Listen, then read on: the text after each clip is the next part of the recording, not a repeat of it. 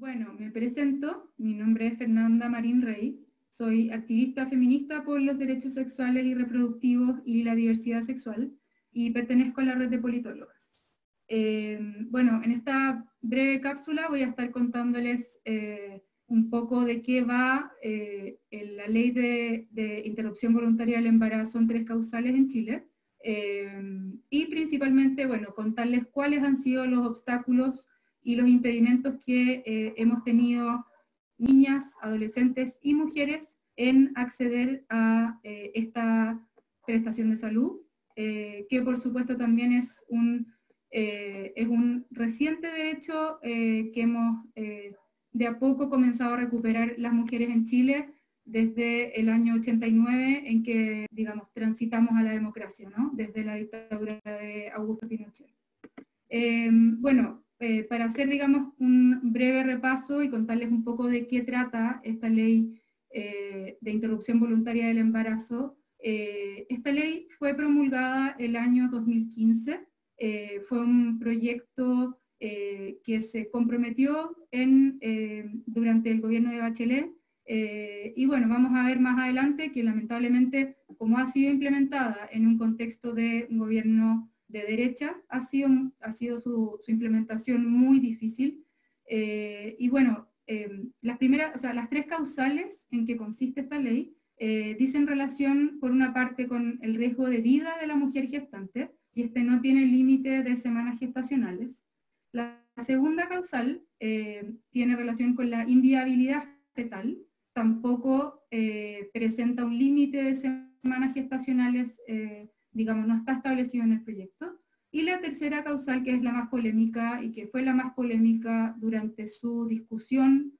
su tramitación, etcétera, es la causal de violación, que es la tercera. Y en este caso, bueno, las menores de 14 años pueden acceder a una interrupción del embarazo hasta las 14 semanas, y en el caso de las mayores de 14 años es solo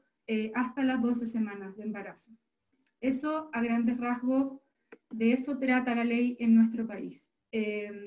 Hace un par de meses ya se hizo un balance de cuáles han sido, digamos, las cifras estos últimos 3 años, y entre septiembre del 2017 y junio del 2020 han habido, digamos, 1.800 personas que digamos, constituyeron causal, digamos, que se acogieron a la ley, y de estas 1.813 personas, 1.524 interrumpieron su embarazo. La causal por inviabilidad fetal fue la más invocada. Bueno, en este sentido, cabe reflexionar respecto a los números, considerando que previo a la discusión de esta ley fue muy polémico y fue muy discutido el número al que realmente iba a beneficiar, o sea, a qué cantidad de mujeres, niñas, adolescentes y otras personas gestantes iba a beneficiar el proyecto de ley. Se estimaban cifras que eran muchísimo mayores, habían algunas cifras que, bueno, realmente se disparaban, porque por ser un fenómeno criminalizado, obviamente las cifras siempre son cifras grises o cifras marrones, y no podemos realmente comprender o llegar a conocer cuál es el universo de mujeres que abortan. Mujeres, bueno, niñas, adolescentes también. Entonces, bueno, la ley que ha sido, como les mencionaba antes, que ha sido implementada en un contexto de un gobierno de derecha, ha presentado distintos obstáculos, no solo técnicos, sino también en términos de discusión política, en términos de también de recursos, de presupuesto, y una serie de otros factores que han sido muy preponderantes y que han sido críticos en este camino que recorremos las mujeres al necesitar un aborto, al acceder a esta interrupción voluntaria del embarazo en estas 3 causales muy puntuales. Entonces, por una parte, tenemos que la información de acceso al aborto seguro es muy escasa. Hay mucha desinformación, no solo desde los derechos, desde este nuevo derecho, o este derecho recuperado de cierta forma por las mujeres en nuestro país, sino que también la prestación de salud, digamos, el derecho de las pacientes, tampoco no es información que las mujeres tengan tan a la mano. Hay mucho personal de la salud que describe precisamente esto, que las mujeres a veces no sabemos cuáles son nuestros derechos, lo cual tiene que ser reforzado. Por otra parte está el factor de la objeción de conciencia, ya que hay un aspecto de la ley que permite que los prestadores de salud accedan a esta objeción de conciencia, puedan invocar esta objeción de conciencia. El problema surge cuando, bueno, después de un montón de discusiones, de haber sido elevada esta situación al Tribunal Constitucional y en haber ido y venido bastantes veces, tenemos que, bueno, no solamente ahora la objeción de conciencia es para el equipo de salud, digamos, no solo el equipo de salud que atiende a la mujer en situación de necesitar una interrupción voluntaria del embarazo, en estas 3 causales, sino que además hay instituciones, tales como clínicas privadas, por ejemplo, y otros hospitales que han invocado la objeción de conciencia y se les permitió. Por tanto, este es otro gran obstáculo que existe al implementar la ley. Por otra parte, está la falta de información y de capacitación a los equipos médicos, ya que no solo el personal médico directo, que es el que atiende a la persona que necesita el aborto, sino que existe todo un equipo médico más amplio, que muchas veces no tienen el conocimiento a cabalidad de la información, o que bien no tienen acceso a ella. Y bueno, otros factores que tienen más que ver con problemas sociales, problemas de otras índoles, no solo prácticas y no solo técnicas y de presupuesto, sino que el factor de clase, por ejemplo, sigue siendo un factor muy complejo a la hora de poder acceder a la ley de aborto en 3 causales. Sin duda las mujeres pobres siguen siendo las más afectadas, y no solo en el contexto del aborto en 3 causales, sino que el problema sigue existiendo, sigue habiendo mujeres que son obligadas a acceder a abortos en condiciones clandestinas, por tanto exponiéndose a muchísimos tipos de violencia, distintos tipos de violencia. Y por otra parte existe también bueno, el tema del dinero, que obviamente si una mujer en este país tiene dinero, puede acceder a un aborto, independiente de las 3 causales. Bueno, en ese sentido también existe un gran obstáculo que dice relación con la despenalización social del aborto, con el estigma que circunda al fenómeno del aborto, y esto sigue siendo un obstáculo y sigue siendo algo muy presente y algo que ha estado muy en la tónica de la discusión que ha sostenido el gobierno respecto a cómo debe ser tratado el tema, ¿no? No solo estamos pensando en los equipos médicos, sino que también estamos pensando en que se hable del aborto como algo que no es un crimen, sino que es un derecho humano, está dentro de los derechos a la autonomía, está dentro del derecho a ejercer nuestra reproducción, nuestra capacidad reproductiva,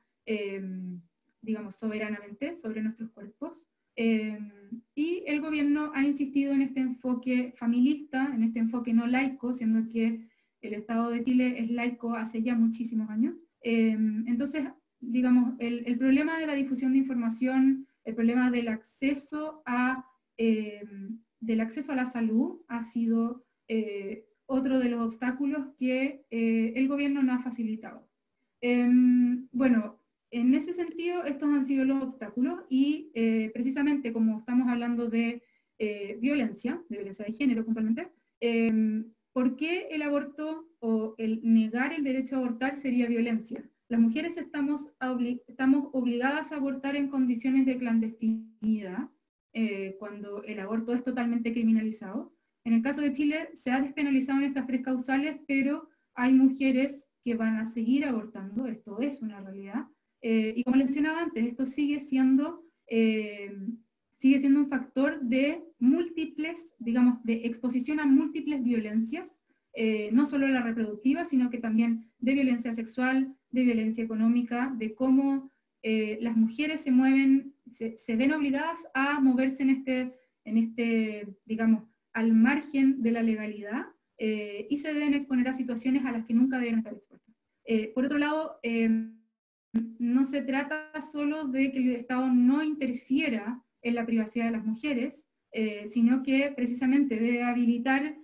condiciones para que mujeres, adolescentes, niñas y personas gestantes tomen decisiones informadas y de forma autónoma. De esta forma, el Estado debiera garantizar el derecho a la salud sexual y reproductiva. Y bueno, como desafíos tenemos muchísimos, tenemos que seguir avanzando, tenemos que comenzar a comprender el derecho al aborto legal como una noción más integral, no solo como, como esta falla de un método anticonceptivo o como un error, o como el último paso al que llegamos por una falla en la anticoncepción o por un error más individual, ¿no? Estamos ante un escenario de tener que mejorar, de que fortalecer la educación sexual integral. En Chile hace 2 días se rechazó el proyecto de educación sexual integral, y bueno, el aborto como una noción más integral necesariamente implica tener educación sexual integral, tener acceso a anticonceptivos, tener acceso garantizado a la información. Por otra parte, también tenemos que cuestionarnos, bueno, ¿qué pasa con aquellas personas que no son mujeres y pueden gestar? Pensando en la población que se identifica de distintas formas. Con esto no solo, digamos, pensar en aquellos cuerpos que también pueden gestar y que no son considerados por el sistema de salud, desde toda la complejidad que ello implica. Y bueno, el llamado es precisamente a trabajar por remover el estigma, trabajar por remover y despenalizar socialmente el aborto como un fenómeno que es un hito en la vida reproductiva de las mujeres. El aborto no solo es no solo puede ser visto como un crimen, hay muchas mujeres que desean embarazarse, desean tener un hijo, y muchas de ellas se ven en esta situación y bueno, agregamos capas y capas y capas a esta revictimización, al dolor de muchas mujeres que efectivamente buscan embarazos y lamentablemente se ven en condiciones en que necesitan abortar. Por tanto, la despenalización social tiene que ser a todo nivel, a nivel de las escuelas, de las familias, no solo del personal médico, a nivel de la clase política. Ese es el llamado desde el feminismo, desde el activismo por el aborto, y con miras a nuestra nueva constitución, que vamos a votar este domingo 25 de octubre, estamos por incluir los derechos sexuales y reproductivos en la nueva constitución chilena, y los derechos sexuales y reproductivos comprendidos como un gran cuerpo de derechos que tiene un sentido integral, que tiene que ver con la identidad, que tiene que ver con el deseo, que tiene que ver con muchas cosas que no son solo cosas prácticas y tangibles, ¿no? Sino que también tienen que ver con, bueno, todo lo que tiene que ver con nuestras sexualidades en un sentido más amplio. Por tanto, eso, les invito a informarse sobre lo que está pasando en Chile, informarse sobre la situación en que estamos muchas mujeres en este país, y nada, agradecerles por haberme escuchado.